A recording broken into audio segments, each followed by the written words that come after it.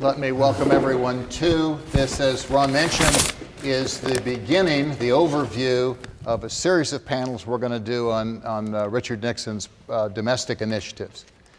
Nixon, when he was elected in 1968, may have been the best prepared individual to be president in the last 100 years. He had been a congressman and a senator. He had been vice president for 8 years. He had been a private citizen for 8 years after that. But he'd been on the national stage since 1946. And he had lots of time to worry about national issues and what he wanted to do about them. When he was elected, the thing he didn't have, he had lots of goals, lots of ideas, but he didn't have very much institutional support.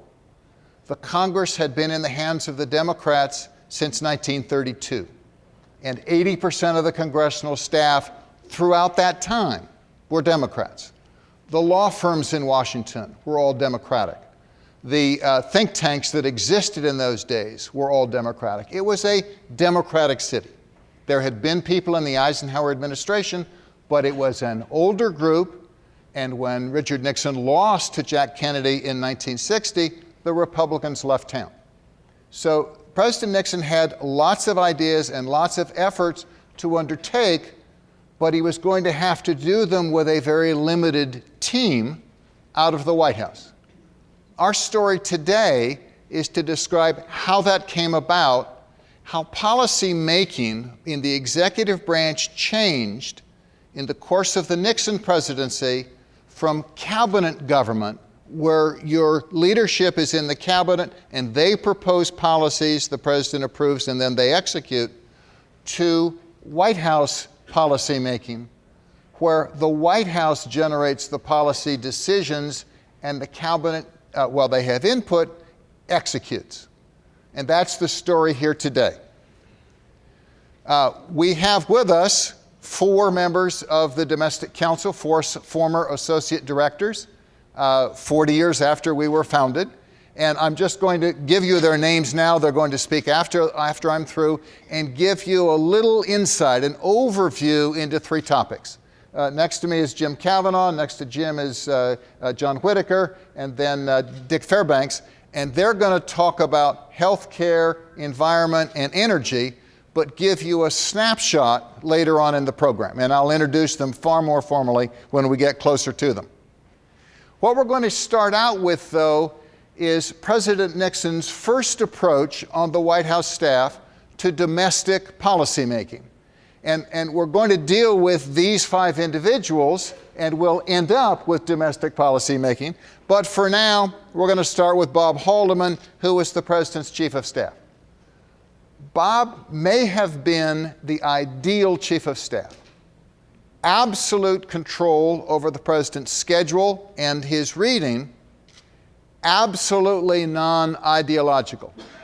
Bob Haldeman didn't have to be there to tell the President what to think. His job, the way he saw it, and he was quite good, was to be sure the President got to make the policy decisions. The next panel, which is going to occur on President's Day in February, is going to give you a snapshot into the Bob Haldeman operation and how he made the best use of the President's time. And we have people who were there then at the time who are going to talk about that in February. The next individual we're going to talk about is Henry Kissinger. Now, we've got 3 here that we're going to go through, and they're the 3 professors that Dick Nixon brought into the White House staff to give him different points of view. President Nixon was not only extraordinarily prepared to be president, he was not afraid or the least bit concerned about different ideas. And what's interesting about these 3 gentlemen is none of them supported Dick Nixon's campaign for president. Indeed, Henry Kissinger, rather renowned and prominent Harvard professor, was Governor Rockefeller's foreign policy advisor. Arthur Burns, whom we will get to in a moment, was the great conservative economist, and Daniel Patrick Moynihan, another Harvard professor, had been in both the Kennedy and the Johnson administrations. But let's stick with Henry Kissinger just for a second. Henry Kissinger was appointed Assistant to the President for National Security Affairs, and he ran the National Security Council. The National Security Council is important to us today, not because it had anything to do with domestic affairs, but because it's the model for the Domestic Council. Now, what was the National Security Council? Well, it was established in 1947 by the National Security Act. That founded the Department of Defense and created the reorganization from the Department of War and the Department of Navy and combined the armed services into one department. It was chaired by the President. It included the Vice President, the Secretaries of State, Treasury, Defense, the heads of the CIA, the Chairman of the Joint Chiefs of Staff, and Henry Kissinger, the head of the National Security Council. The way policy was made may interest you. In foreign affairs, the president just doesn't wake up some morning and say, you know, I think we should make peace in Afghanistan. They have to coordinate with all of the intelligence and defense and diplomatic agencies. And the way they do it, and I believe they have done it since 1947, is they do it on paper. There is a policy paper prepared. It's frequently classified because it has all kinds of intriguing things in it. And those papers are called National Security Decision Memorandums.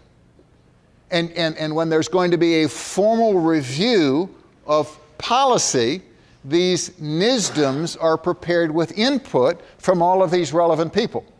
Now, while this is the National Security Council, the staff, the National Security Council staff, is housed at the White House and, in our instance, is reporting to Henry Kissinger.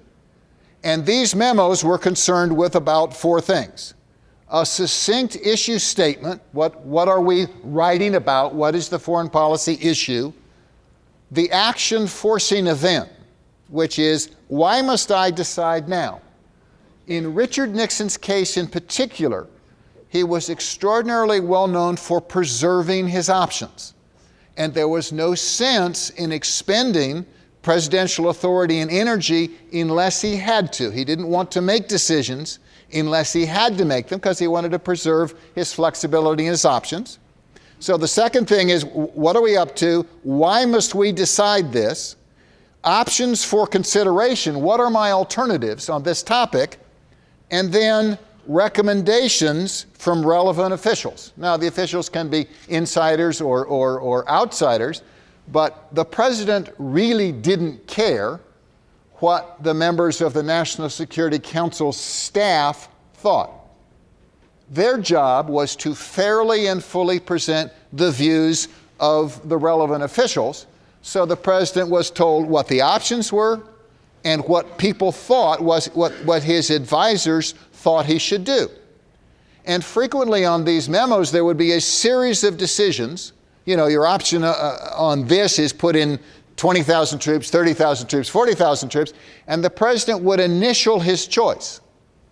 And then that paper, which contained the president's decisions, was circulated within the government, properly classified, on a need-to-know basis. And that's how policy was made in the National Security Council. We go back, having highlighted Bob Haldeman and Henry Kissinger, because now we're down to domestic issues with these three people, and that is not how policy was made before the creation of the Domestic Council. What Dick Nixon had was two very prominent, very thoughtful, very active professors who were dealing with domestic policy. Arthur Burns had been chairman of the Council of Economic Advisors in the Eisenhower administration. He was a formidable and renowned economist from Columbia University, and he was advising the president on domestic policy, but primarily from an economic point of view. He had as his head deputy Martin Anderson, who was also from Columbia, and 3 or 4 other staffers who were appropriately conservative. Distinguish Arthur Burns from Daniel Patrick Moynihan. Pat had grown up in Hell's Kitchen. Pat came from nothing and knew the welfare system he grew up with didn't work. And Pat is renowned today for his insight into the weaknesses of government policy. He and President Nixon hit it off beautifully. They really, really enjoyed each other's company, even though Pat Moynihan was quite liberal. Pat's staff was the counterpart of Arthur Burns' staff, except it was liberal. Stephen Hess was deputy, and he had 4 other associates with him. Richard Blumenthal, who you've read about most recently, who is expected to run for the Senate in the state of Connecticut as a Democrat. Not surprisingly, a liberal guy, but he was on Pat's staff back in 1968.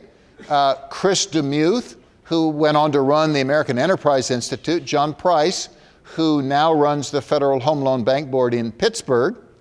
And a draft choice yet to be named, Checker Finn. Chester Finn is a very prominent person today on educational issues. He runs a private think tank. So Pat's staff was a boiling cauldron of liberal ideas. And what would happen on any given topic, Pat was in charge of the Urban Affairs Council, the first attempt to duplicate the National Security Council. And Pat and his people would put forward proposals and suggestions on education or on welfare reform, the famous Family Assistance Plan. And Arthur Burns and his people would say why that would never work. And they would have meetings, and the meetings could occur in the cabinet room or kitty-cornered from the Oval Office in a room called the Roosevelt Room. And the 2 professors, I picture, this is slightly romanticized, would sit at either end of the table and roll cannonballs toward each other. And you would get endless debates, but no policy. And President Nixon really didn't have time for this. I mean, it was his idea to bring in these different points of view, but it didn't work. And he got tired of going to the meetings, and so they were doing debates without the president even being there. Bob Haldeman asked his roommate from UCLA, who had been on the campaign with them, John Ehrlichman, who at that time was counsel to the president, if he couldn't start to attend these meetings and prepare legal memoranda that the president could react to. It's quite well known that President Nixon vastly preferred to make decisions on written material. He was put off by personal salesmanship. He didn't think that was a good way to make policy in an oral meeting. He really wanted to see it and think about it in writing. So John Ehrlichman started doing these memos that said, well, here's really what the issue is and here's what your alternatives are. And over time, John evolved into the assistant to the president for domestic affairs, and he utilized the former associate counsels in his office of counsel to the president to help him to do that. Arthur Burns was the first to leave. He left in February of 1970 to become head of the Federal Reserve Board. Pat Moynihan left about a year after that to go back to Harvard. Harvard has a 2-year rule. If you stay away from Harvard more than 2 years, you lose tenure. And while there was talk about Pat becoming ambassador to the UN, at the time he chose to go back to Harvard University. Remnants of both staffs came under the influence and direction of John Ehrlichman. So that's informally what was going on within the White House staff. But there was another effort that was going on, and that was being run by what was called the Advisory Council on Executive Organization, popularly known as the Ash Council.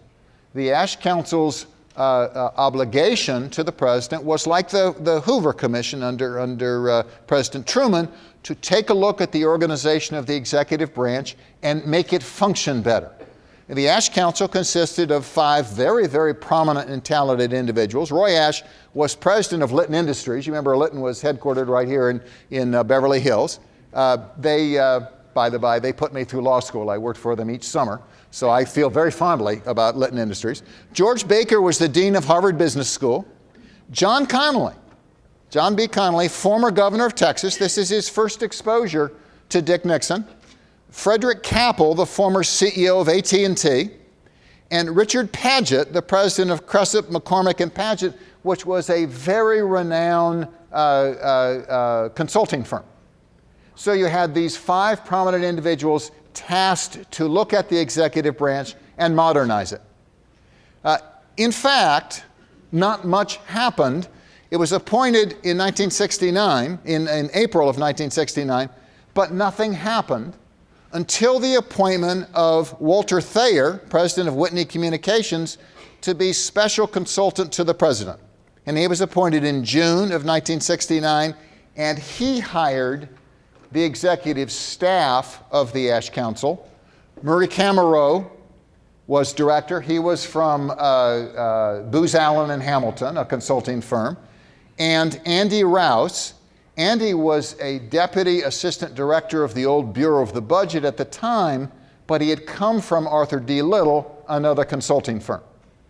And they put together the Ash Council over time between April 5th, 1969, and when it concluded its work in May, 2 years later in 1971, they prepared 14 substantive memos making recommendations on changes to the executive branch that would enable it to function better. Now, here's what's interesting about the Ash Council. The library here, the papers coming out in June, have about 100,000 pages of documents on the Ash Council, 49 linear feet. They have these memos and the background that went into the memos and the thought by this staff of what put this together. So you can trace the work of the Ash Council. And what they did, in a very nice way, they laid the intellectual and academic foundation for change. And what existed at that time is a law enacted, I believe, in 1939 that enabled the president to make changes within his own branch if the Congress didn't object. So you would propose a reorganization plan, transmit it to the Congress, and it would automatically become law if it were not rejected within 60 days. I think it's roughly what we do with treaties today, roughly what we do with with the base closings. You know, it's kind of an all or none on these things. Well, what were some of these reorganization plans? And I've produced for you the 4 reorganization plans submitted in 1970 as a result of the work of the Ash Council.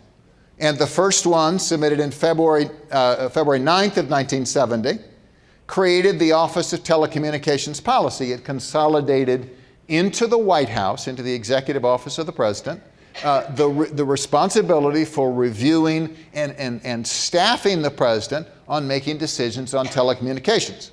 The one that's most relevant to us today is Reorganization Plan number 2, submitted on March 12th, that created the Domestic Council, and it established the Office of Management and Budget from the former Bureau of the Budget. And we're going to come back to that in just a second.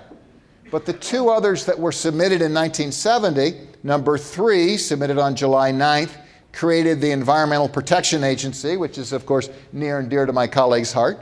And Reorganization Plan number 4, submitted at the same time, created the National Oceanic and Atmospheric Administration, also an environmental initiative. So what you have on here is a presidential proposal based on the work of the Ash Council, causing a change in this instance. In all 4 of these instances, well, in 3 of them, the consolidation of the analysis and policymaking is into the White House itself, called the Executive Office of the President. In NOAA's case, the last one, it's created within the Department of Commerce. We're going to focus on Reorganization Plan number 2, submitted on March 12th. Now, what's intriguing, you can go back and read these things because they're in the papers, from the President's transmittal message of March 12th. Essentially, it says, the plan recognizes that 2 closely connected but basically separate functions both center in the President's office: policy determination and executive management. This involves 1, what the government should do, and 2, how it goes about doing it. My proposed reorganization creates a new entity to deal with each of these functions. It establishes a domestic council to coordinate policy formulation in the domestic area. This cabinet group would be provided with an institutional staff and to a considerable degree would be the domestic counterpart of the National Security Council. Separately, it establishes an Office of Management and Budget, which would be the President's principal arm for the exercise of managerial functions. The Domestic Council would be primarily concerned with what we do. The Office of Management and Budget will be primarily concerned with how we do it and how well we do it. Lays out rather clearly what the President has in mind. And then there's a couple paragraphs on the Domestic Council and one on OMB, and then I'll finish reading. This is on the Domestic Council. The Council will be supported by a staff under an executive director who will also be one of the President's assistants. Like the National Security Council staff, this staff will work in close coordination with the President's personal staff, but will have its own institutional identity. By being established on a permanent institutional basis, it will be designed to develop and employ the institutional memory so essential if continuity is to be maintained and if experience is to play its proper role in the domestic policy-making process. And then the concluding paragraph on the Domestic Council. Overall, the Domestic Council will provide the President with a streamlined, consolidated domestic policy arm, adequately staffed and highly flexible in its operation. It will also provide a structure through which departmental initiatives can be more fully considered and expert advice from the departments and agencies more fully considered. As clear as you can be that policymaking is being removed from the cabinet and the departments and consolidated into the White House itself. And the final paragraph on the Office of Management and Budget. While the budget function remains a vital tool of management, it will be strengthened by the greater emphasis the new office will place on fiscal analysis. The budget function is only one of several important management tools the President must now have. He must also have a substantially enhanced institutional staff capability in other areas of executive management, particularly in program evaluation and coordination, involvement of executive branch organization, information and management systems, and development of executive talent. Under this plan, the strengthened capability in these areas will be provided partly by internal reorganization and will also require additional staff resources. Even in Washington and in bureaucratic doublespeak, it was very clear what was intended. And what happened was congressional debate, because remember, if it's not rejected, within 20 days it becomes law. And there was at that time, living in the Congress, the chairman of the House Committee on Government Operations, Chet Holifield, who was a congressman from the greater LA area. And Chairman Holifield said, well, it looks to me like you're breaking up our little game here, because we have all these bureaus, and the bureaus do something that we like, and they service a group that likes what the bureau does, and you establish what's known in the parlance, what is known as the Iron Triangle. That is a congressional committee that has jurisdiction over an operating bureau, the civil service in the operating bureau that learns they need to satisfy the Congress, and a special interest group that's benefiting from this operation. And those iron triangles don't respond well to presidential direction or change of policy. They don't need to, because they've got this link. And what President Nixon had in mind was removing that policy function from all the way across government and on issues of importance to him, moving them into the White House itself. Congressman Holifield's committee didn't like the idea, and they voted on May 8th a resolution of disapproval, which is the way you reject the president's reorganization plan. And then something happened that had never happened before under this act, and I don't believe has ever happened again, although the act has been allowed to expire, so it may not happen again. The House rejected the committee's resolution by a vote of 193 to 164, thereby allowing the reorganization plan to come into effect. And there was, needless to say, between May 8th and May 13th, a full court press from the Bureau of the Budget and the White House to get the Congress to let the president run his own policymaking branch the way he wanted to. And in the end, it was successful. The Domestic Council came into being, along with OMB, came into being on July 1st, 1970, about 40 years ago.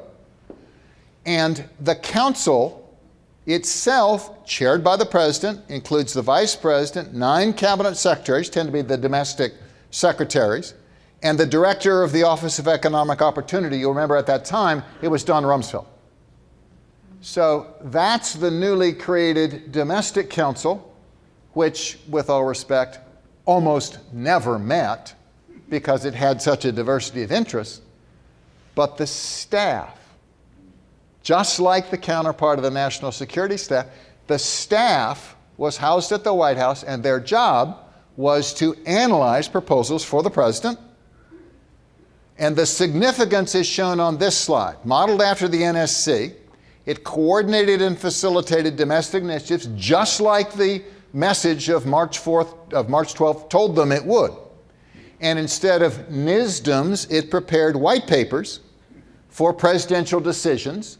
And those white papers contained exactly the same 4 things: a succinct issue statement, the description of the action forcing event. It could be legislation. It could be you're giving a speech. You've accepted to speak before the National Association of Manufacturers. You need to have something to say. Here's what we think you should say. Options for consideration, recommendations of relevant officials. Now, the cabinet departments have input, but no longer control of domestic initiatives.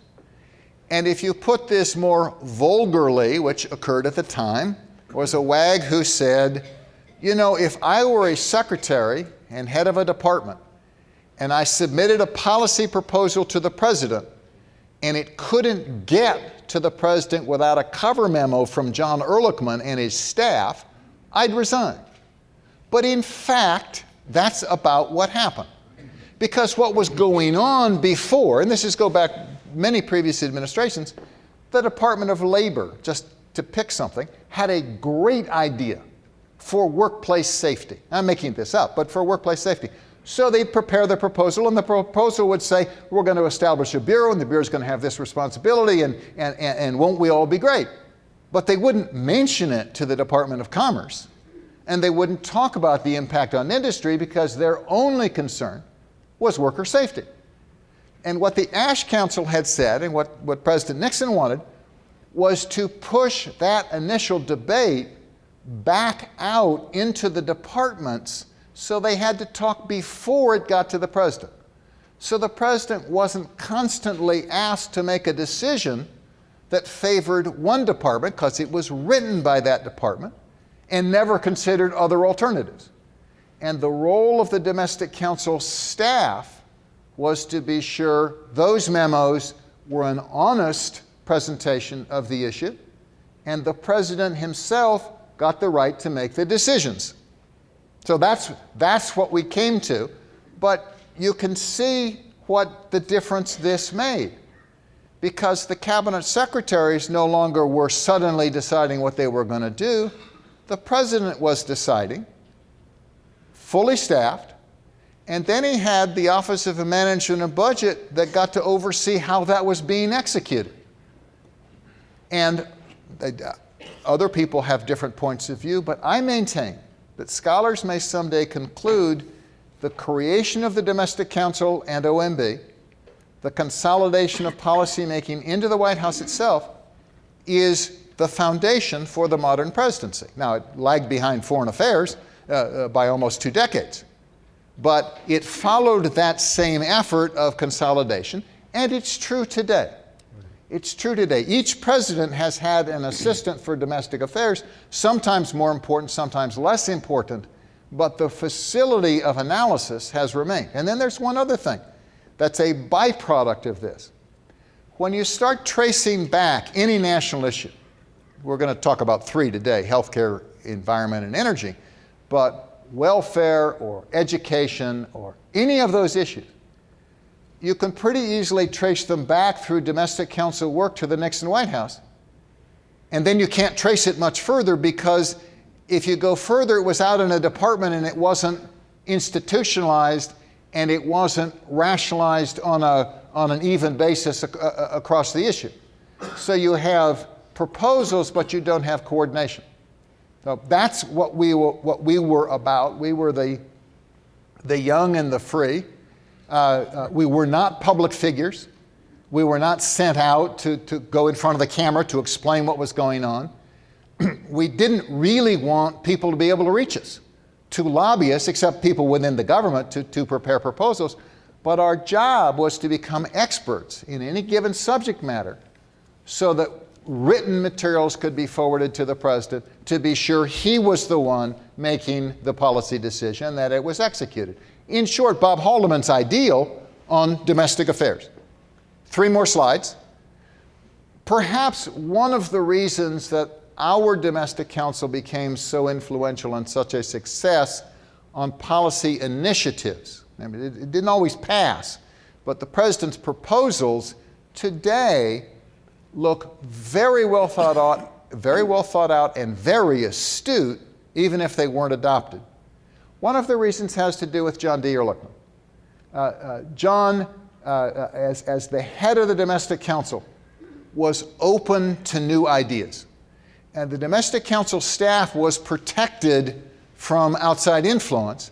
And John, of course, had access. He was one of 3 people, he, Bob Haldeman, and Henry Kissinger, who could talk with the president about ideas. The other Nixon, my view, that Nixon wanted the proposal on paper so he could analyze it like a lawyer. And he preserved time in the afternoons to go to his hideaway office in the old EOB and think about problems. When he went to discuss them, he didn't really want to discuss them with advocates. It was not a good use of his time, and he was put off by that.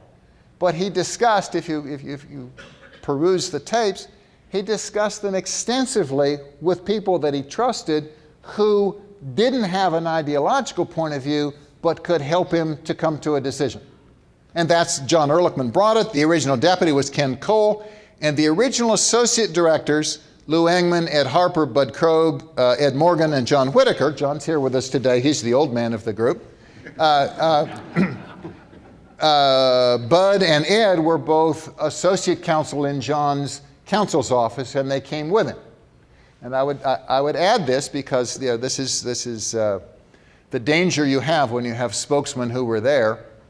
In the battle of the cools, of who really got the fun of doing important things, the members of the domestic council didn't see their names in the press, but they got the fun of facilitating what was going on.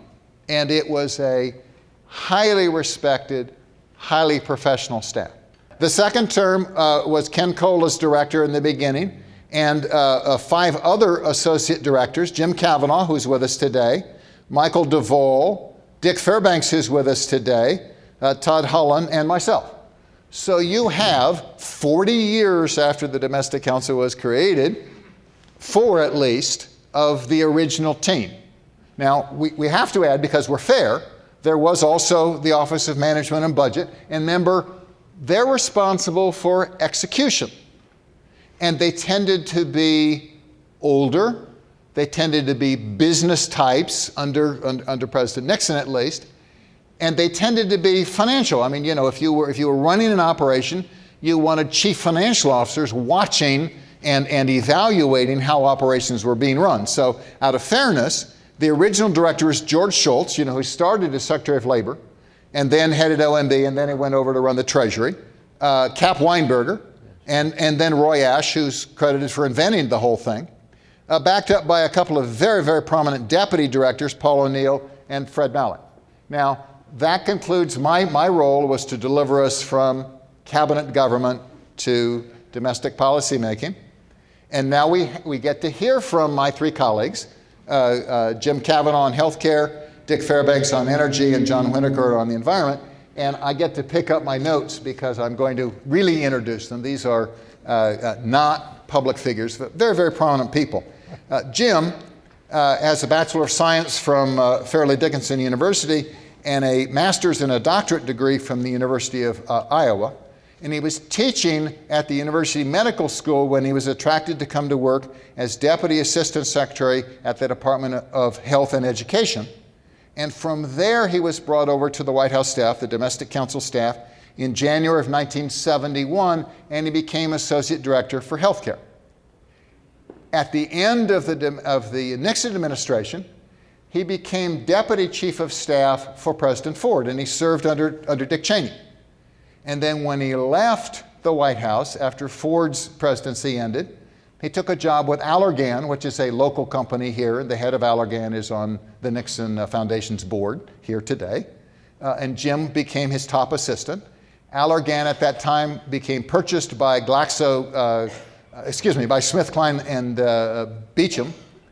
And Jim evolved into becoming the president of SmithKline and French Laboratories back east, in Philadelphia, where I lived. It was fun to see him again. And then in 1988, he joined Healthcare Ventures, which is a very, very prominent venture capital organization specializing in pharmaceuticals and biotechnology. So really, from the start, teaching in medical school up to today, Jim's interest is healthcare and healthcare policy. And with all respect, he's very good at it. Now, we're going to introduce all three so they can stand up in due course. The next speaker is going to be John Whitaker, the old man of the organization. John had a Bachelor of Science from Georgetown and then a PhD in geology from Johns Hopkins. And he worked as a geologist in his early career. And then after Nixon was elected, he became Secretary to the Cabinet. And when the Cabinet stopped making policy and the Domestic Council came into being, he was Associate Director for Natural Resources, which is a good use of a geologist. After the administration ended, he was really the first director of the Nixon Library that was founded here, but John was the one who did the original fundraising. He was an executive official with Union Camp, a paper company, and most recently he's been chairman of the board of Rebuilding Together, which is a charity that repairs over 10,000 homes annually for the elderly poor and has 200 chapters operating in 47 different states. We're really glad John was able to come and find his way here to be with us today. When John left the Domestic Council staff in 1972, his place was taken by Dick Fairbanks. Dick Fairbanks has his AB from Yale. He went on a naval ROTC scholarship. He served honorably in the Navy. And then he went to Columbia Law School. He graduated magna cum laude. He's just another lawyer. But like any good lawyer, he worked for Arnold and Porter. He joined he worked for Bill Ruckelshaus at the Environmental Protection Agency, joined the Domestic Council from there. He was on the Domestic Council through the Nixon administration, and then he founded his own law firm in Washington, D.C.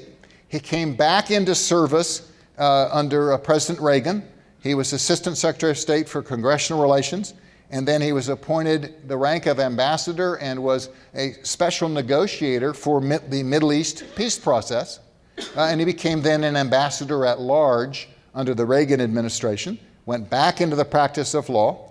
And then in February of 1992, he joined the Center for Strategic and International Studies. It's a Washington think tank. And ultimately, he became president and CEO of CSIS.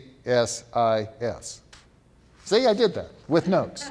Good. Now, I'm going to sit down. You're going to get to hear from each of the three on the Domestic Council and how it worked on its issue. But I warn you, it's just a sample. It's just an hors d'oeuvre, because each of these issues is the subject of a future panel where we're going to spend 2 hours really talking about how that issue came about. With that, I turn it over to Jim. Well, thank you very much, Jeff, and good afternoon. Jeff mentioned Gavin Herbert and his wife, Netta, here, and we're always great to see you, Gavin. Always great to be back in Orange County, and look forward to spending a little time with you in the days ahead. I'm very pleased to have the opportunity to share a few thoughts with you about President Nixon and some of the highlights of the innovation and some of the health policy things that he did. I'd like to start with, as a backdrop, his 1971 State of the Union message, which he made in January of that year. My colleagues will remember that he used the occasion of his 1971 State of the Union address to talk about 6 great goals that he had in mind for the domestic area. Welfare reform was one. He wanted to revise the welfare reform system as we knew it throughout the U.S.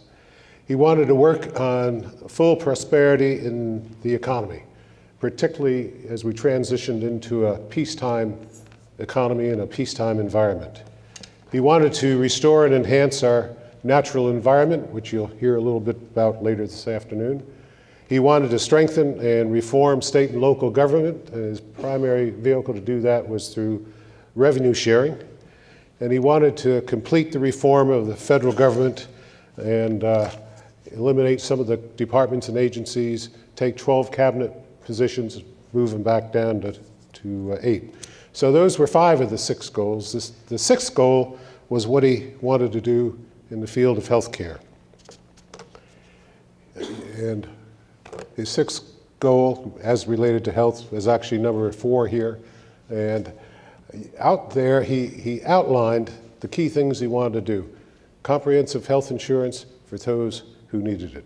Expand the number of people being able to provide medical care. Establish and reform the financial aspects of medical care. He signed legislation after proposing it to expand the number of physicians, to expand the number of nation's medical schools, to expand the number of nurses. He provided a program to move physicians and other healthcare workers into rural America where there were shortages and into inner city areas.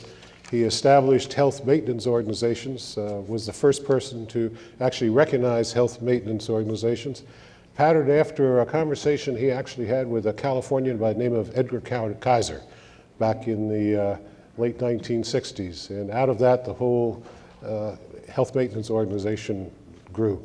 He worked very diligently to establish better standards for the care of the aged in nursing homes, increased federal research efforts, particularly in areas that had been neglected, like sickle cell anemia.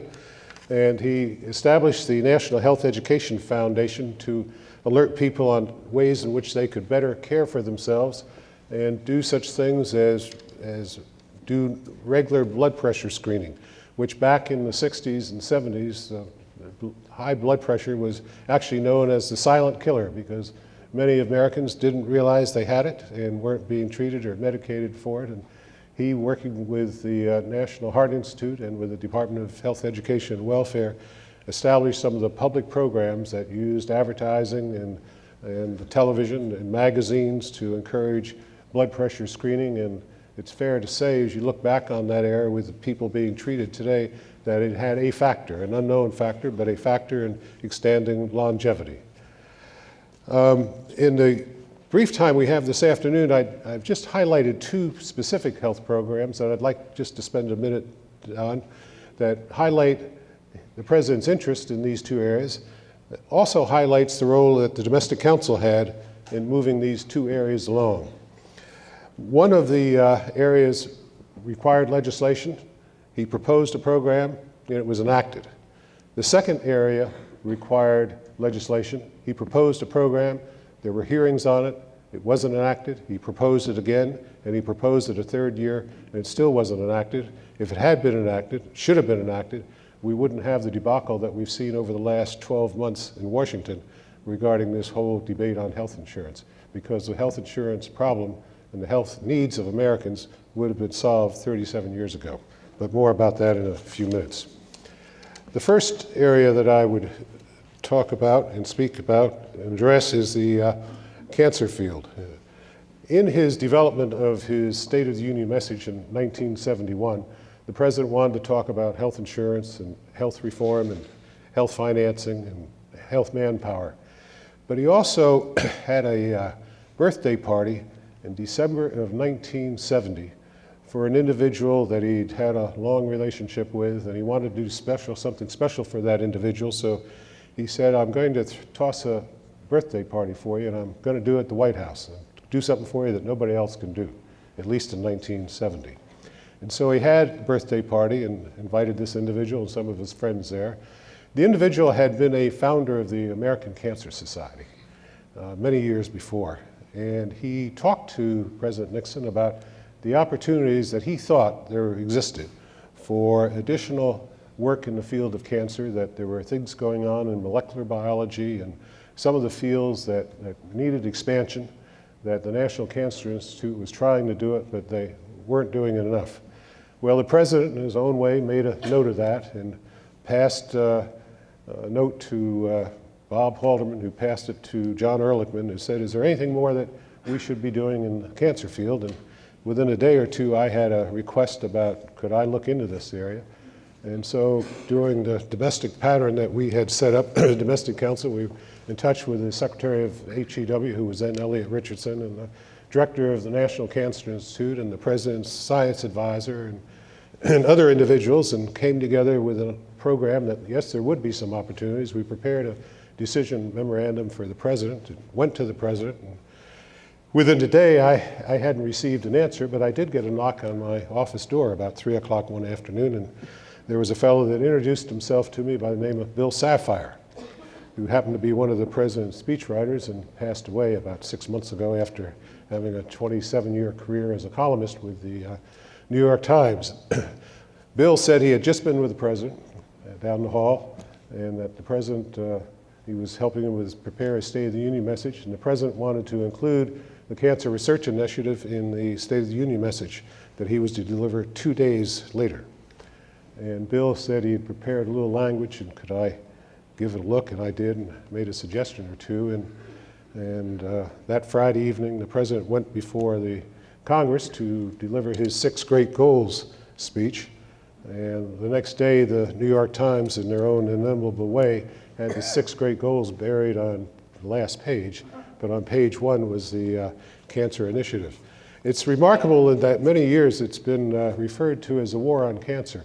That was never used by the president, was never used in any of the materials we put out from the White House. It was something that just was picked up and caught on. And actually, it hasn't been a war. It's been a very slow, thoughtful, deliberative process of greater understanding of basic research, of moving things along bit by bit. There haven't been any great breakthroughs. There haven't been any instant cures. There's been an awful lot of progress and knowledge, and an awful lot of people's lives have been extended and made better. But there's still a lot more to do, and a lot of the work that's being supported by that and other programs since that time are moving that way.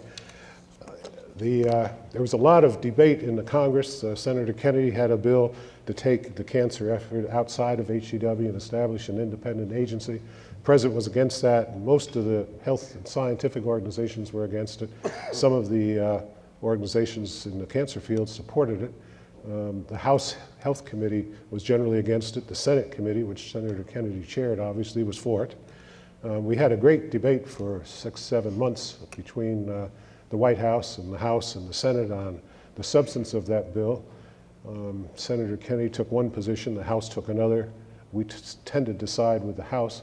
We had a good negotiation with that bill. As I think back upon it, I did some things which none of my White House colleagues have ever heard about, and they'll hear about now for the first time. But I was finishing up a late lunch in the White House mess one afternoon and had a call from the chairman of the Health Subcommittee in the House, a congressman from Florida by the name of Paul Rogers, who I had gotten to know when I had been at HEW, and I thought he was a Democrat from the Palm Beach area, but very fair, honest member of Congress and good to work with. And he said, Jim, I've got a little bit of a problem. I said, well, can I help you with it? And he said, well, we really want to support the president's cancer legislation, and we're in a session here right now, we have to go to conference with the Senate tomorrow. We want to support the president's position, but they really want to hear what the president wants. And I said, well, we've sent letters up there. The president sent letters. You have our position. He said, they really want you to come up and tell them what the president would want.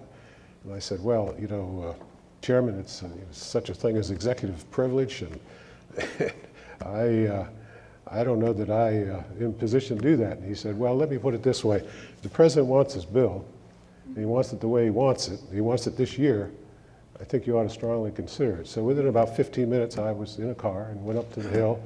He promised me that there would be no stenographer, there would be no records of it, that it would be an executive session. So I found my way into the main Capitol and found the committee where they were meeting, and went in and seated at the witness table and answered questions for about 30 minutes, none of which were related to the purpose of the program or why we needed it. They were all related to the specific provisions of the program and what the president would accept and what he wouldn't accept. And we laid out what it was, and the chairman said, well, thank you for coming. And we've got our marching orders as we go into executive session with the Senate tomorrow to mark up the bill, and let's see what we can do. Well, they passed the bill, and it was a bill that the president wanted, and signed into law 2 days before Christmas on December 23rd in the state dining room at the White House. But then there's a sequence to that bill that probably wouldn't have happened without the existence of a domestic council that had some access to what some of our colleagues in the National Security Council that Jeff referred to earlier had happened. During the first term, President Nixon decided to renounce the U.S. offensive use of biological weapons. And the U.S. had an extensive biological weapons program. There were production facilities in Pine Bluff, Arkansas. There were also huge stockpiles of biological weapons maintained at Pine Bluff, Arkansas, as there were at the Rocky Mountain Arsenal just north of Denver.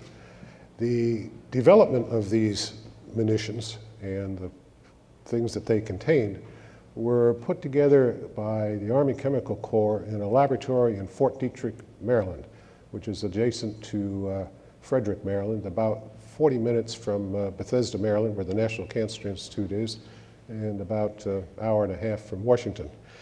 And I had become aware of that through some colleagues at the National Security Council, and then when it became public.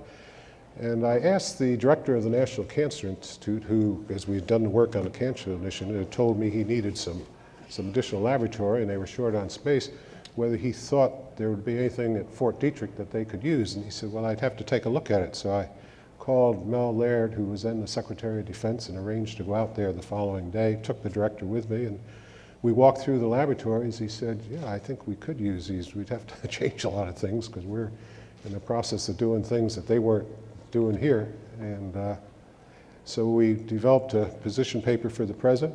He sent it over to the Secretary of Defense. To make a long story short, those laboratories were transferred to the National Cancer Institute, and the president helicoptered out, I believe it was October 19th, 1971, to Fort Detrick and made the announcement, and the conversion occurred about 6 months later. Today, those facilities are actively part of the National Cancer Institute. There are some 64 acres involved, about 100 buildings. Some of the contract work actually is done by an outside agency down in San Diego called SIC. But most of the work being done by the National Cancer Institute staff. They're manufacturing drugs there. They're manufacturing vaccines. They've got a whole section on molecular biology. They're making great inroads on developing new information. And in addition to the internal work they're doing, the NIH cancer program now runs all of their worldwide grant programs from what had been Fort Detrick, Maryland, which is now called NCI Frederick. I go back to a point I made earlier. I think without the existence of the Domestic Council and being able to interchange ideas back and forth among the White House staff, it was a great accomplishment by the president.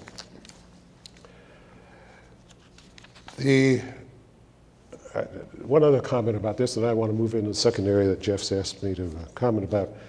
One of the things President Nixon referred to as he got out on the campaign trail in 1973, in F-72, I was with him at one point when he talked about the conversion of Fort Detrick, and he said that at the time we were out there in October of '71, that he wanted to open its gates to the world and have people come by and see the peaceful uses that we had turned this project to. And about a year later, the Russian Ministry of Health came to U.S. and went out to Fort Detrick to sit down with the people in cancer research and see what was going on. And the president referred to it when he was his radio address that he made on November the 3rd, 1972. It was the last radio address he made. It was a Friday afternoon before the 1972 election. And he said in that release that the Russian Minister of Health here once stood in a place that had been symbol of a closed world, a world of suspicion and confrontation, a place where some of the best minds of our nation had prepared for a possible war against his nation. Now this same place had become the symbol of an open world, a world of cooperation and trust. It had become a meeting ground where the best minds from many nations could work together to save life everywhere on Earth. Today, Fort Detrick, as I mentioned, is close to the NIH campus, and they're doing some exciting work there, and we continue to, from afar, watch it and feel quite comfortable about what they're up to. The second area I'd like to spend just a few closing minutes on is talking about the area I initially talked about at the onset, and that is national health insurance.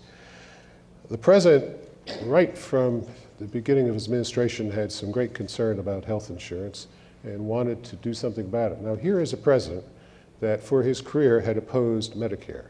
This is the first Republican president, upon taking office, inherited a Medicare program that he had opposed all the time he had been in Congress. It had been enacted in July of 1965, had been implemented in 1966, and he became president in 1968. And so many faces started to look to Washington and look to what he was going to do about it, if anything.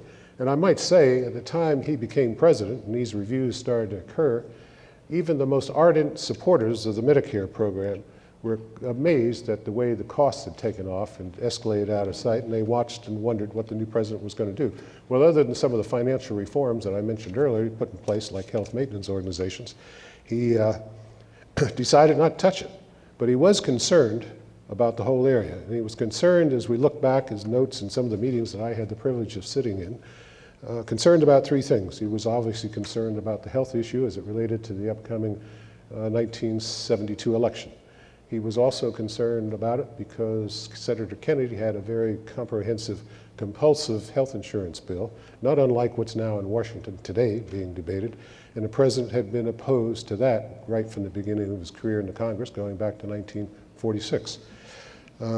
But the third thing that kept coming up in meetings that I had the privilege of sitting through with him was a concern that he had about some of the things that his family had been through right here in Yorba Linda with his brother Arthur and his brother Harold, and the trips that his mother had to make to go to Arizona with Harold. And they lost Arthur.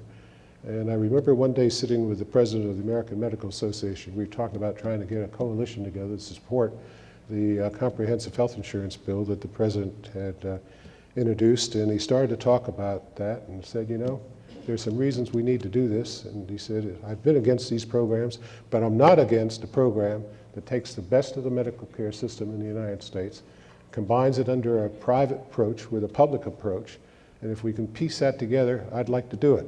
So he had a program that was developed in 1972. It was called the Family Health Insurance Plan, and it went part of the way. It had a program that anyone with incomes under $5,000 would be guaranteed coverage. They would contribute to part of the cost.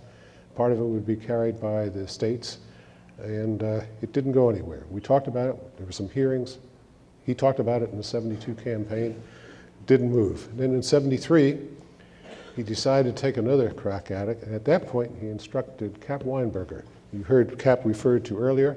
Cap had been Governor Reagan's budget director when the governor was here in California. Cap, at the first term of the Nixon administration, became director of the Federal Trade Commission, and then went on, became director of the Office of Management and Budget, and then the president asked him to go over to be Secretary of Health, Education, and Welfare, and Cap, as many of you know from California, later in President Reagan's term became Secretary of Defense. The president asked Cap to head up an interagency task force, including domestic council staffing, to put together a health insurance plan, and Cap did. He worked very carefully at it, developed something called the Comprehensive Health Plan of 1974. It involved some of the areas that I mentioned earlier. It would have covered everyone. It would have done everything that the current programs in Washington are now being done, except it would have done it through a private-public partnership. It wouldn't have required excessive federal money. It would have been done for a total additional cost, again, now this is 1974 dollars, not today's dollars, of $5 billion. If that act had been passed 37 years ago, we wouldn't have the debate that we've got in the country today. It came very close. The president had talked to Wilbur Mills, who was then chairman of the House Ways and Means Committee. Senator Kennedy got involved in it. There was a coalition that got put together that started meeting evenings on Capitol Hill. They were drafting legislation. It was pretty much along the lines of what the president had proposed. And then Senator Kennedy had a meeting one day with the presidents of the national unions, the AFL-CIO, the auto workers, and told them what he was thinking, and they said, look, you know, we've got complete coverage now by the auto workers, by the companies that employ our unions. We've negotiated these, and now you're talking about, you know, backing away from part of that. We're not going to support it. So the senator pulled back his support on it. Some other things began to happen in Washington during the summer and fall of 1974, and the opportunity that was provided just sort of slipped away. I've heard many times and seen in print Kennedy, Senator Kennedy and others who were involved in that program said that, you know, they regret that it hadn't been acted, because if it had, the problems, again, that are being discussed in Washington wouldn't be there, and we would have had a great opportunity to move ahead. That was one of the many meetings the president had. That was with Cap Weinberger. I would guess during 1974, probably going back and look at the White House logs, we probably had 25, 30 meetings with the comprehensive health insurance issue on the table, because he was most interested in it, wanted to see it enacted, was disappointed it hadn't been enacted, but thank you very much for your attention. I just wanted to give you two examples of programs that we're involved in to pick up on the theme that Jeff had said, some of the things the Domestic Council has done, and look forward to any questions you might have later in the afternoon. Thank you. Good evening. Before I talk about the environment, I just want to share two personal anecdotes with you that have to do with this library. I was in Nova Scotia at my summer cottage, late 70s, I guess, and this mellifluous Everett Dirksen voice with a California accent was unmistakably Richard Nixon on the phone. And he said, John, how about doing a last hurrah for me? Find me a library site. And that was the beginning of a long thing which Gavin Herbin knows all about. We went all over the place, San Clemente, Whittier, Irvine Ranch and all that. And we finally ended up with a ranch there. The other anecdote was the architect was a fellow named Ernie Wilson. And Ernie and I got on a conference call with the president, and Ernie really hadn't talked to many presidents of the United States before, so he was a little intimidated being on the phone. And I said, sir, Mr. Wilson and I have the architectural drawings done. We're going to FedEx them to you, and would you and Mrs. Nixon please focus on looking them over, because after you lock it in, we don't want any more changes, because it's going to be very costly and all that. What's it look like, John? What's this place look like? And I said, well, sir, it's kind of nice. It's got a Spanish hacienda. It's got an orange tile roof. There's his silence on the phone. And he says, I bet it looks like another damn California shopping center. Anyway, the library got built, and I'm honored to be here. Now the environment. Back in '68 in the Nixon-Humphrey campaign, neither candidate really paid much attention to the environment. Nixon gave one speech. The main subject, of course, were peace. The Cold War was still going on. Jobs, the normal one or two top things that any pollster, any candidate would talk about, not the environment. Nixon gave one small speech that mentioned the environment. Hubert Humphrey dedicated a park in San Antonio and another one in Oregon, but nothing much on the environment. And I don't think anybody in the Nixon staff could even remember the press asking a question about it.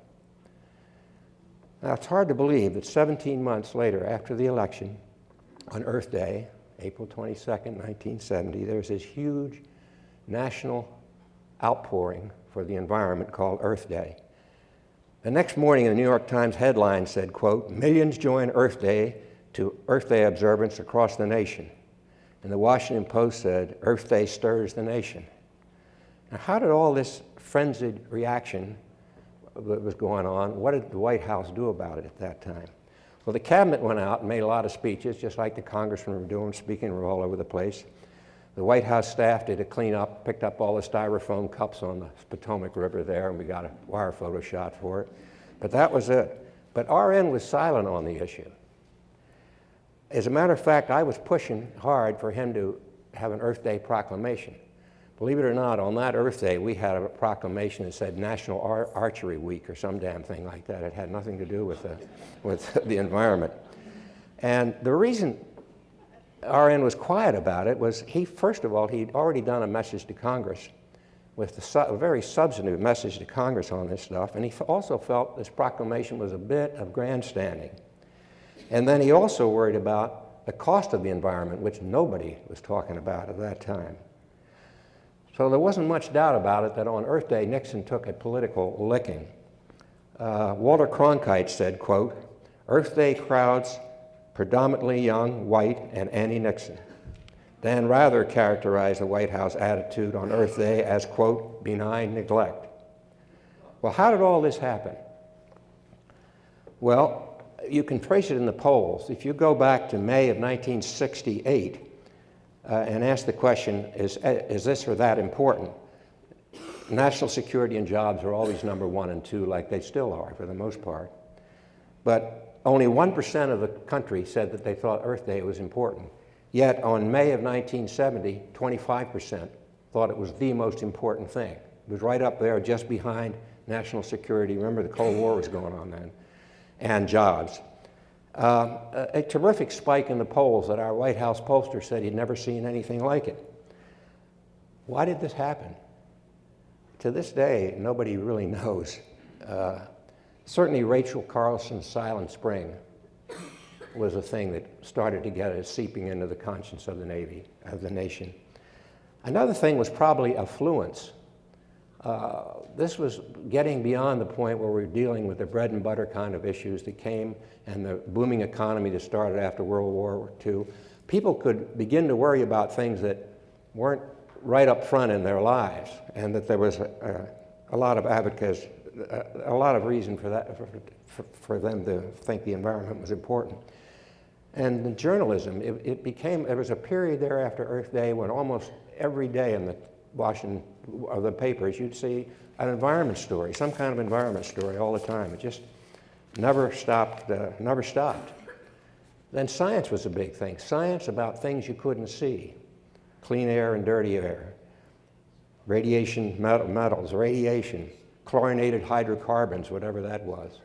All these things were going on. The press was talking and was like a pollinating bee, bringing it back to people, and it was going back and forth.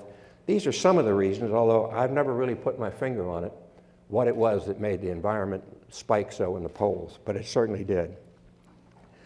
So what was Nixon's message about? What the main thing about it was its completeness. And there were 37 different points in this message. 23 of them were new legislative proposals that had to be approved by Congress, and 14 executive orders where we could actually do something without referring to Congress. The main thing was a fundamental reorganization of the government, and how did we get EPA? It's hard to remember this now, but at the time, before EPA existed, departments, various departments, bureaus, etc., were scattered all through the government. There were 44 agencies and bureaus, etc., and offices that had something to do with the environment scattered through 9 departments. Now, you talk about chaos to run something, you can't do that. Nixon listened to the cabinet officers who were very anxious, frankly, to protect their own turf for the most part. Typical example, what are we going to do about pesticide? The environmental people said, boy, let's ban DDT. Secretary of Agriculture said, wait a minute, the cotton people with DDT, we don't want to do that. And then somebody else, Hickel, wanted to ban DDT on the public lands. It was back and forth. Business regulations, Paul McCracken at the Council of Environmental Quality, Bob Mayo, the director of the budget, and Murray Stans, Commerce. They, whoa, wait a minute, let's not mess up business, you know. And air. Air was in the Department of Health, Education, and Welfare with Bob Finch, but Hickel wanted it over in his department because he already had water. Then we had a low-polluting car in there, and Volpe over at Transportation wanted to run it, and Finch wanted to keep it with his air over at, so it was chaos. It went on that way. So anyway, he finally decided on he looked at a Department of Environment and Natural Resources, a Department of Energy and Environment and Natural Resources, and an EPA. And the reason we went to EPA, Jeff alluded to it, there was a law then, no longer the president has this authority, but there was a law in those days that said if the president proposes an agency, not a department, but an agency, meaning something smaller than a department, and Congress doesn't do something about it in 60 days, it becomes law. And that's how we got EPA done, and that's how we got the National Oceanographic and Atmospheric Department done. Well, what were the Nixon highlights? What were the main things that he really accomplished? We got, he signed bills which gave us a Fresh Clean Water Act, which is still on the books, another Clean Air Act, tougher regulations for pesticides. We stopped ocean dumping, a practice in those days. The oil tankers were flushing out their oil, you know, what was left after they pumped it out and right into the sea, things like that. Strip mining for coal, that was finally stopped. Better environmental restrictions on mining, better restrictions on offshore drilling after the Santa Barbara oil spill, which you sure all remember well. One of his big initiatives was parks, and I guess if there was one thing the president cared more about in this environmental package, it was parks. He used to often talk about how, when he was here in Yorba Linda and Whittier in this area, that, you know, the rich kids could get in the car with their parents and they go up to Yellowstone or something like that, but the poor kids, they didn't get a car and there's no way they could get to Yellowstone, so how are we going to get parks closer to people? So that became a big thing with him, and it was in his gut. When we get to these discussions about clean air and all that, his eyes would glaze over once in a while, but when we were talking about parks, he was really in there strong on the parks. It was really a thing with him. But then we got ourselves in trouble in parks for a little bit.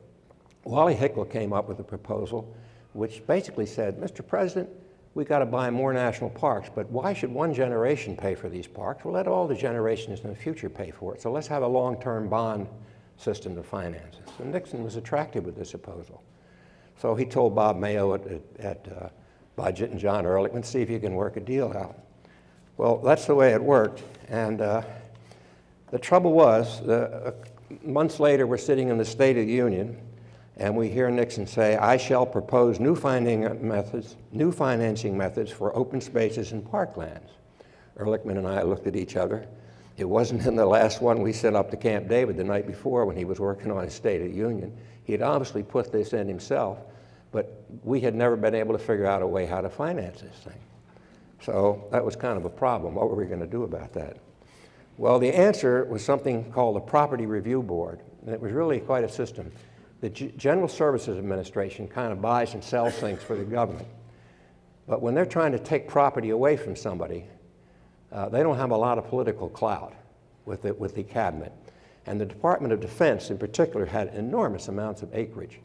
Much of it was not really being used for any particular military purpose. So they set up this Property Review Board, which basically had a tilt to it and said, well, if you have federal land and you're not sure when you're using it, when in doubt, let's make a park out of it. That's what it said through all the language.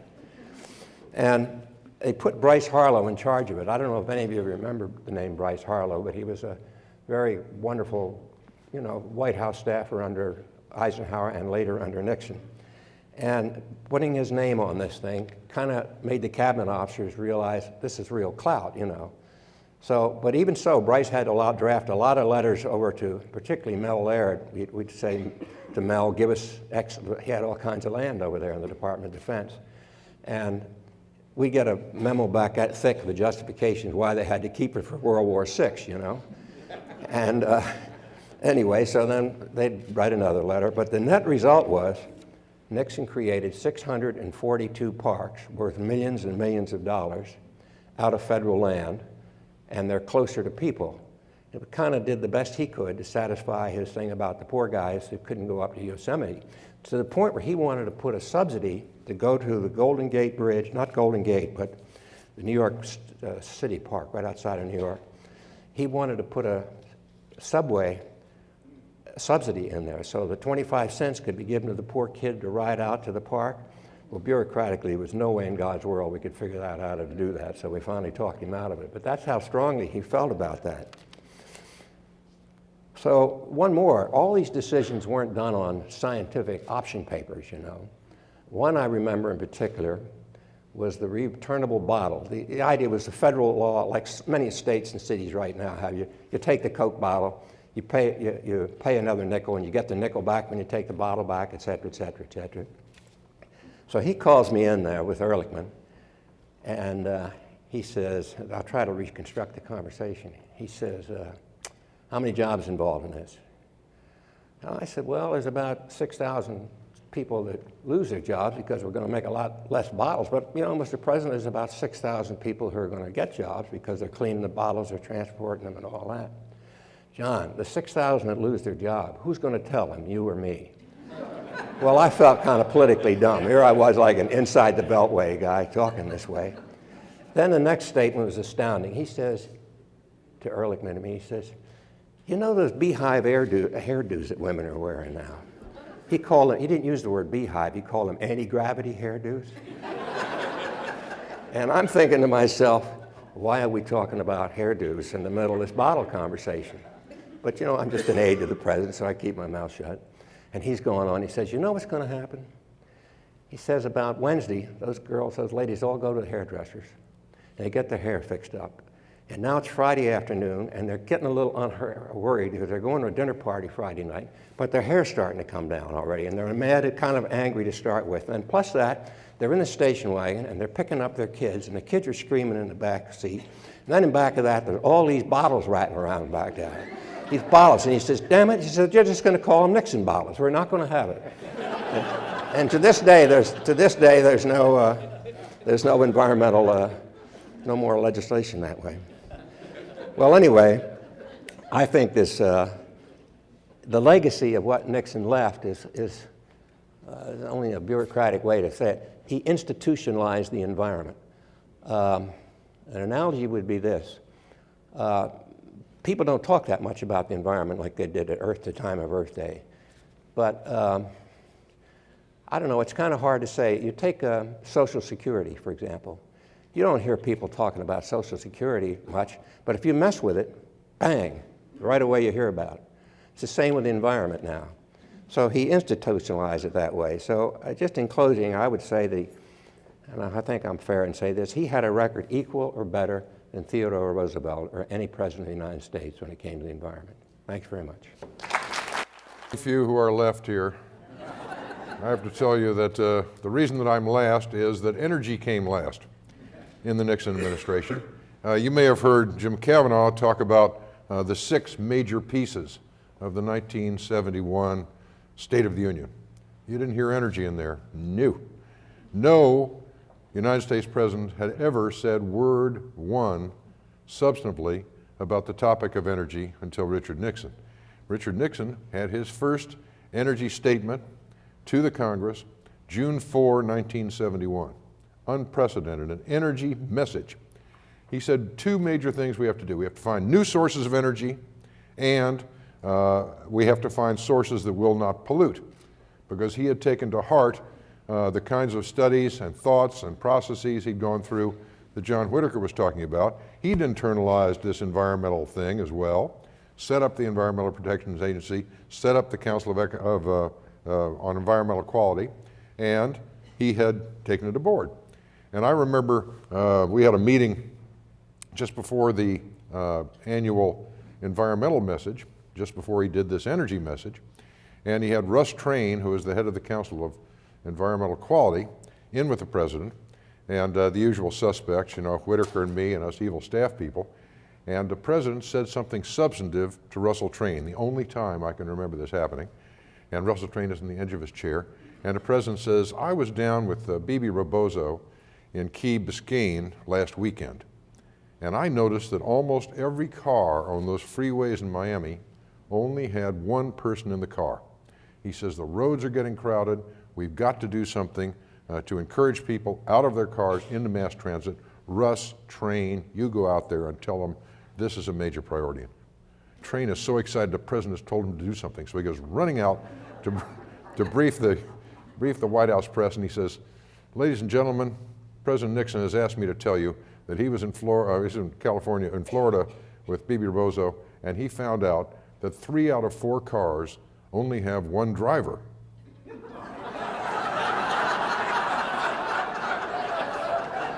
And just like you, the audience cracks up, and Russ Train says, what's so funny about that? His moment in the sun, and he blew it. That's why Russ Train is not here with us today. But I have to tell you, we who are dealing with energy as a topic in the Nixon administration were really lucky, because Jim Cavanaugh had to worry about how do we change and how we reform health care as they're doing now, and we were going to reform how we dealt with our labor laws and the reformation of this and reformation of that. Not in energy, folks. We were writing on a blank slate. And the president wrote mighty damn well, because there are 3 major things we had to address in energy policy. He starts in June of 1971. Okay, we've got to worry about what our policies are, what our institutions are, and let's put some people in place to do it.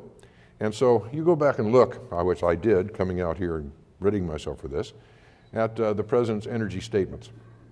In 1971, he says, we have got to develop new sources of energy, right?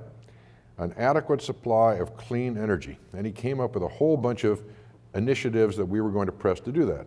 Reduce sulfur oxide emissions, coal gasification so we can have clean coal, fusion, nuclear fusion, the next generation of nuclear power, something called magnetohydrodynamics, which only Whitaker will remember, which was a kind of a dead end we drove down, but that was an alternate energy. People are talking about alternate energy now, we were talking about it then. And we were going to speed federal leases for oil and gas drilling on federal lands, offshore and onshore. And we were going to have a new structure, as you have heard from John Whitaker, the Department of Energy and Natural Resources, to coordinate this. Pretty comprehensive stuff. And by George, if you have a president deliver a State of the Union speech today, he is going to mention, he or she is going to mention energy, for sure, and they're going to say, we have to develop clean coal, we have to do something about oil and gas, we have to have nuclear, da-da-da-da-da-da. It is not going to be radically different from what President Nixon said in the very first one in 1971. The next time the president addressed energy was in April of '73. And he was the first one again, I hate to keep repeating this, but he was the first one to have something called a national energy policy. And what did he say? He said, well, we got to have coal, we got to have oil, we got to have natural gas, we have to develop our outer continental shelf, we have to have nuclear, and for the first time, we have to have an Alaska pipeline. Now, this was 1973, folks. We're talking about the world really being very nervous about wars in the Middle East and our foreign reliance on oil and things like that. And here's our big natural resource, which we've just discovered in Prudhoe Bay. Have to build a pipeline to get it down the United States. And so the president says, oh boy, big initiative is the Alaska pipeline. So he sends legislation up, high priority. And in the middle of this very nervous period, Ted Stevens, the senator from Alaska, I happened to be in his office. And Stevens says, you know, we keep having these studies required by the National Environmental Policy Act to stop our national, or really as the effect of stopping the development of this pipeline. Isn't there some way we can cut this bureaucratic umbilical cord? And I said, well, you guys in Congress passed the National Environmental Policy Act, but as was mentioned by my friend Shepard, I'm a recovering lawyer, and I said, but we could write a law. And so we sat in Ted Stevens' office, and we wrote a really one-sentence law. It says, the studies undertaken to look at this proposed Alaska pipeline are sufficient as done, no more is needed. Law.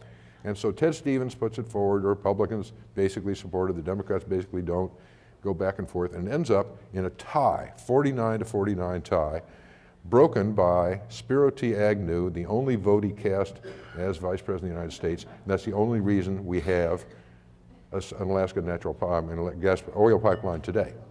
A very closely run thing. So also in 1973, the president for the first time talked about the international aspect of energy. We had only been talking about domestic energy before. This time, he talked about conservation, by the way, I would tell you.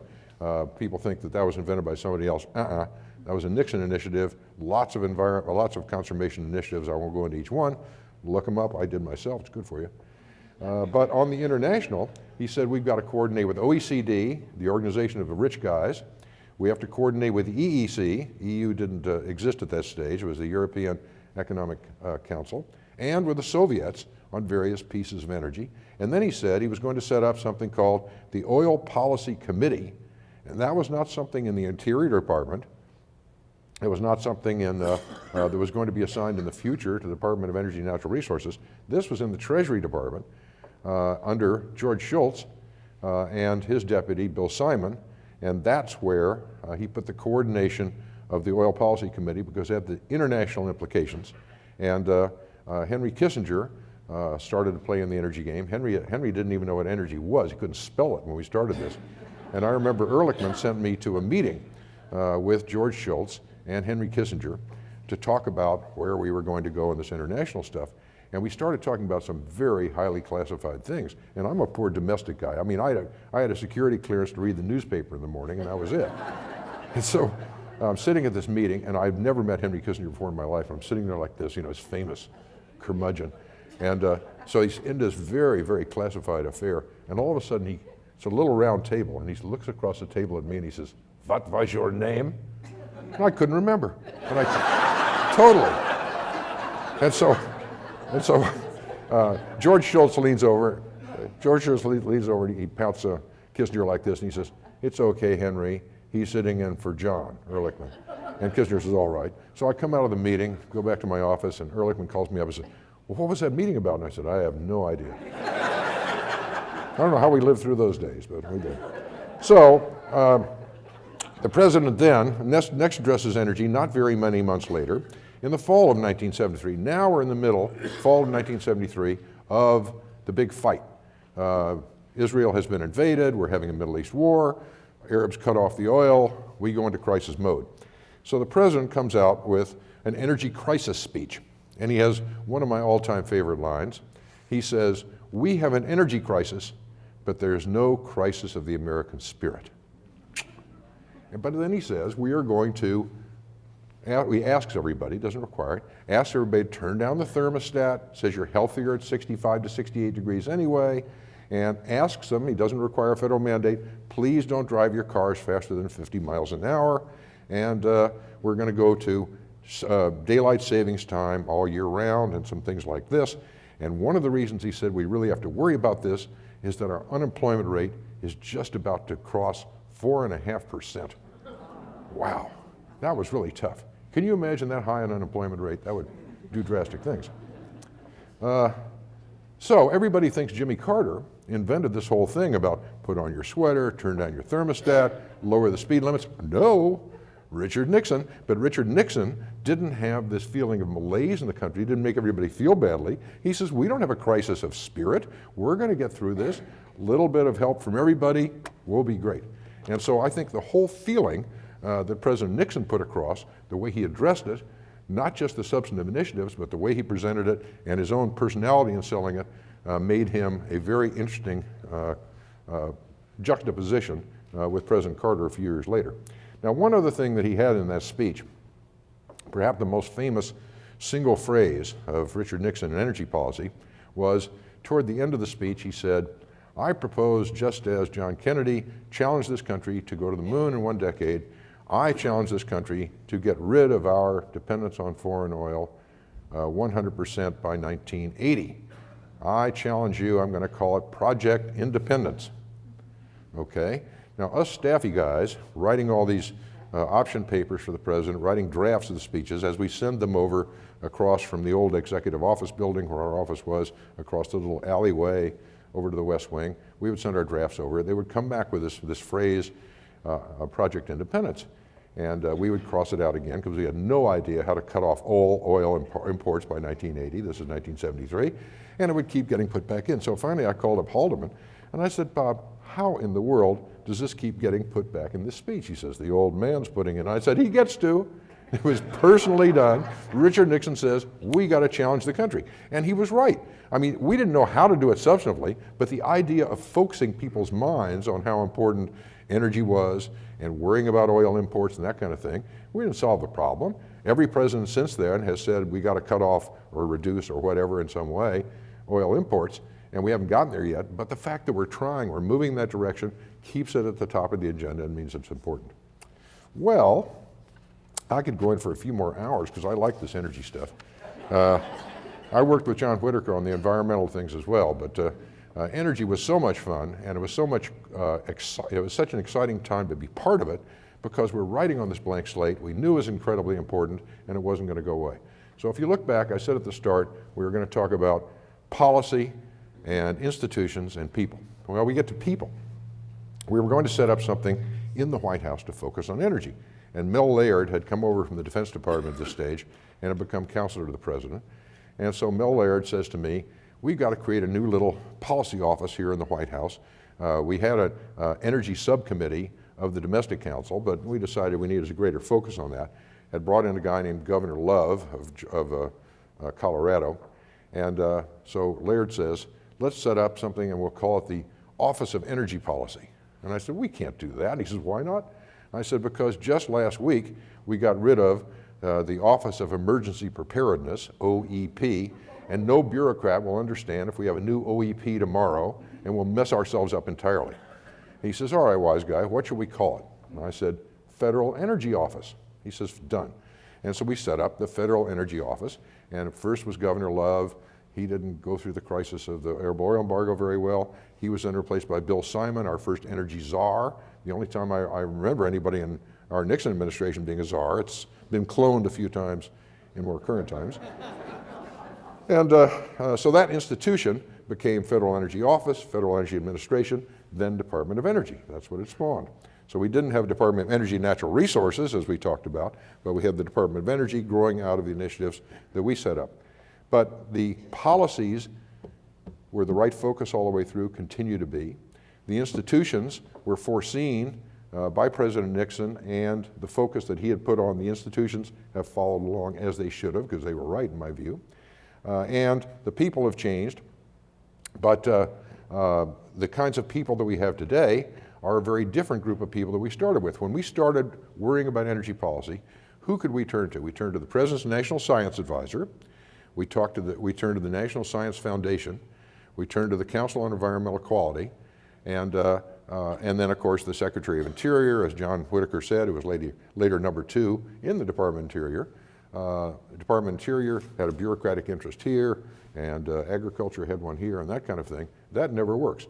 But the oversight that was created by the institution of the organizations that Geoff Shepard started us off about allowed President Nixon, who sits there and knows what he wants to do, has a target and a focus, tells us little staffers to carry it out, and expects us to do it. It was so exciting. It was so much fun. I will never have more fun. I was in my 20s. I'm really old now, but I wasn't that old then. And even John Whitaker wasn't the old guy then. But thank you very much for your attention, and we look forward to talking to you further.